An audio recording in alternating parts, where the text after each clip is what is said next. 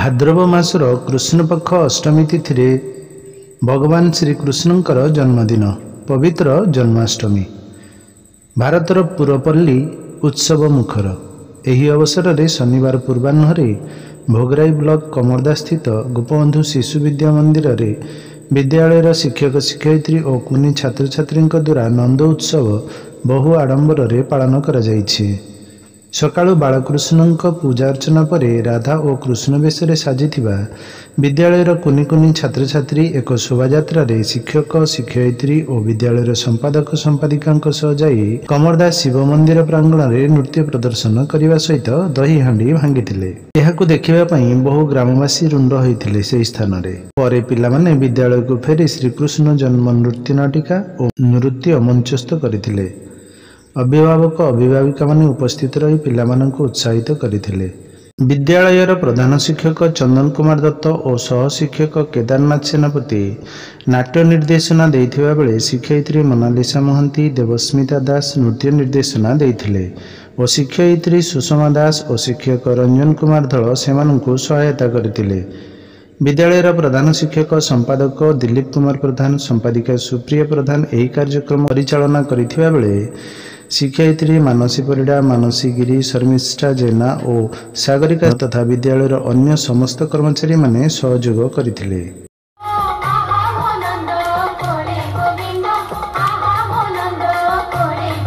श्री दिलीप कुमार प्रधान संपादक गोपबंधु शिशु विद्या मंदिर एवं विद्यालयर प्रतिष्ठाता 2006 मसीह आज 2025 मसीहा पर्यंत मु संपादक भावे विद्यालय को परिचालना करी आसुची एवं मो पाखरे उपस्थित अछंती सह संपादिका सुप्रिया प्रधान से मध्य विद्यालय को सुचारू रूपे परिचालना करिवारे सहाय्य करुछंती। जन्माष्टमी पालन करिवार उद्देश्य पिलामानक मनरे भक्ति भाव कुसंस्कार को दूर करिवा जे भली भाबरे हमर ए माने आम देश रे नारी निर्यातना पाखरु जे कुसंस्कार बढ़ी चलछि से सब किमिति पिलामानक मनरु दूरेई दबा एवं पिलामानक मनरे भक्ति भाव भरी दबा एई होउछि मूल उद्देश्य। पितामाता प्रति सम्मान दबा शिक्षक शिक्षयित्री को सम्मान रे सह कथावार्ता करिवा एई होउछि हमर मूल लक्ष्य।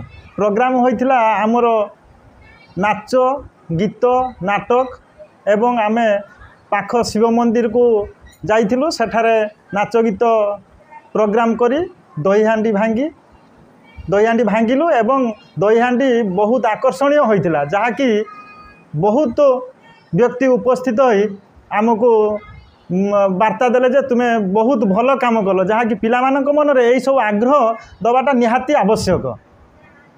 मु सुप्रिया प्रधान गोपबंधु शिशु विद्या मंदिर सह संपादिका 2006 रु आम विद्यालय आरंभ होईची किंतु मु संपादिका भावरे सह संपादिका भावरे 2019 रु कार्यरत भावरे अछि। जन्माष्टमी पालन करिवार मुख्य उद्देश्य होची धीरे धीरे पिलामानंक भितरे जन जनक प्रति श्रद्धा भक्ति बड़ मानंकु भक्ति छोट मानंकु माने स्नेह ए सब धीरे धीरे तांको मन दूरेई जाउची। तेणु यही सबको तांको मन भितर भर्ती करने आमर ये अनुष्ठान तरफ जन्माष्टमी आगु 2 वर्ष पालन होता ए वर्ष टिके उन्नत धरणर भल भाव में आम ए वर्ष पालन करुचु। आशा करुच्ची जे ये सब करने द्वारा पिला मानक मन भितर भक्ति भावना जागृत हम।